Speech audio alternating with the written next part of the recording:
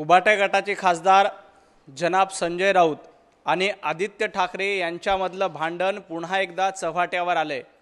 या दोन्ही गटामध्ये जबरदस्त गटबाजी सुरू झाली आहे। आपण ती राज्यसभेच्या निमित्ताने बघितली आणि काल ज्या पद्धतीनं आमदार सुनील प्रभू यांनी पत्राचाळ घोटाळ्या प्रकरणातले वाभाडे हे विधानसभेमध्ये काढले आणि पत्राचाळीमध्ये घोटाळा झाल्याचं कबूल केलं। संजय राऊत यांच्यामुळे पत्राचाळीमध्ये शेकडो मराठी कुटुंबांना रस्त्यावर यावं लागलं, याची कबुलीच सुनील प्रभू यांनी विधानसभेमध्ये दिली।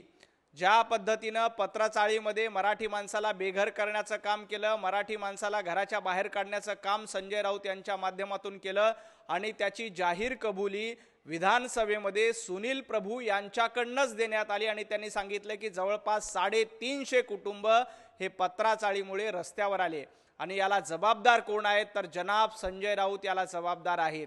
या निमित्ताने संजय राऊत विरुद्ध आदित्य ठाकरे हा सामना बघायला मिळतोय। ज्या पद्धतीनं राज्यसभेच्या निवडणुकीमध्ये संजय राऊत यांनी शरद पवार साहेबांचं नाव पुढे करून आदित्य ठाकरे यांचा पत्ता कट केला, आता आदित्य ठाकरे यांच्या गटाकडनं संजय राऊत यांचा पत्ता कट करण्याचं काम सुरू आहे। सुनील प्रभू यांनी ज्या पद्धतीनं विधानसभेमध्ये पत्राचाळीचा प्रश्न मांडला, पत्राचाळी प्रकरणामध्ये संजय राऊत यांना आरोपीच्या कटघऱ्यात उभं केलं। आम्ही सुरुवातीपासून सांगत होतो की पत्राचाळीमध्ये मराठी माणसांचं नुकसान झालंय, पत्राचाळीमध्ये मराठी माणसाला बेघर करण्याचं काम केलंय आणि आता त्याची जाहीर कबुली सुनील प्रभू यांनी केली आणि पत्राचाळमध्ये संजय राऊत यांनी केलेला घोटाळा पुन्हा एकदा चव्हाट्यावर आलाय। या प्रकरणामध्ये तातडीनं चौकशी होऊन संजय राऊत यांच्यावर पुढील कारवाई केली पाहिजे। पंतप्रधान नरेंद्र मोदीजींचं नेतृत्व सक्षम आहे। आपले परराष्ट्र मंत्री असतील, इतर सर्व मंत्री असतील, या मंत्री गटाची काल बैठक देखील झाली। या बैठकीमध्ये युद्धजन्य परिस्थितीमध्ये भारतीयांवर त्याचा परिणाम होऊ नये यासाठी केंद्र सरकार आवश्यक ती सर्व पावलं उचलत आहेत। सगळी खबरदारी केंद्र सरकारकडून घेतली जाते। संजय राऊत, तुम्ही केंद्र सरकारची काळजी करू नका, भारतीयांची काळजी घेण्यासाठी पंतप्रधान नरेंद्र मोदीजी त्यांचं मंत्रिमंडळ सक्षम आहे। संजय राऊत, तुम्ही आपली स्वतःची काळजी घ्या, आपलं पोट बिघडणार नाही, आपलं पोट बिघडून त्यातून गॅस बाहेर येणार नाही याची काळजी संजय राऊतांनी घेतली पाहिजे। देशाची काळजी घेण्यासाठी पंतप्रधान नरेंद्र मोदीजींचं नेतृत्व सक्षम आहे। गॅस पुरवठा कमी झाला नाही पाहिजे यासाठी केंद्र सरकार प्रयत्नशील आहे।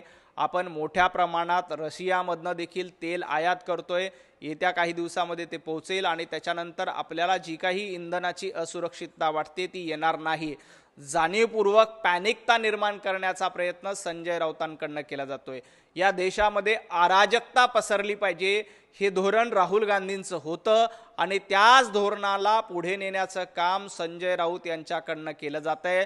परंतु या देशात अराजकता माजणार नाही, कारण पंतप्रधान नरेंद्र मोदीजींच्या पाठीशी 140 कोटी भारतीयांचे आशीर्वाद खंबीरपणे आहेत। संजय राऊत, गाड्यांच्या जागी बैलगाड्या आल्या नाहीत तर मुंबईमध्ये गाड्यांच्या जागी मेट्रो आली आहे। मुंबईमध्ये भुयारी मार्ग आता सुसाट जात आहेत। मुंबईमध्ये कोस्टल रोड सारखा चांगला प्रकल्प देवेंद्रजींच्या माध्यमातून पूर्ण झालोय। आता बैलगाडीवर फिरण्याची वेळ तुमची आली आहे।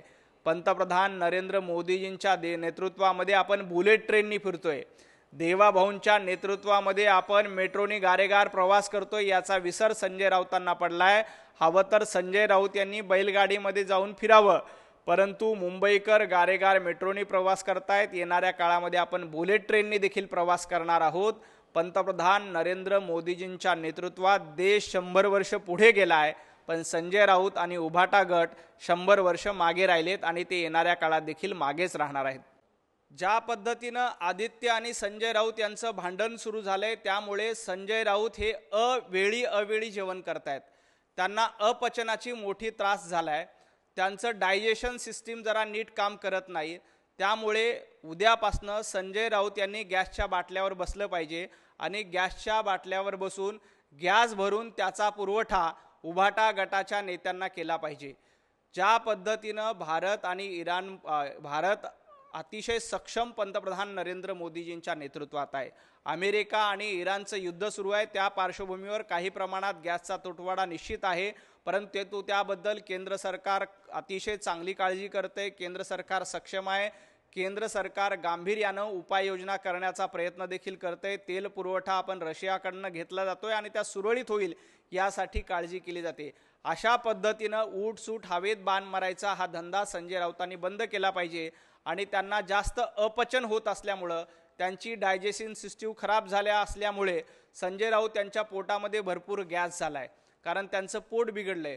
रोज सरकारची चांगली कामं बघितली की संजय राऊत यांना पोटदुखी होते, त्यामुळं त्या पोटदुखीतून गॅसची निर्मिती होते. त्यामुळे संजय राऊत यांनी बाटल्यावर बसून गॅस भरून दिली पाहिजे, त्याचा फायदा उबाटा गटातल्या लोकांना होईल.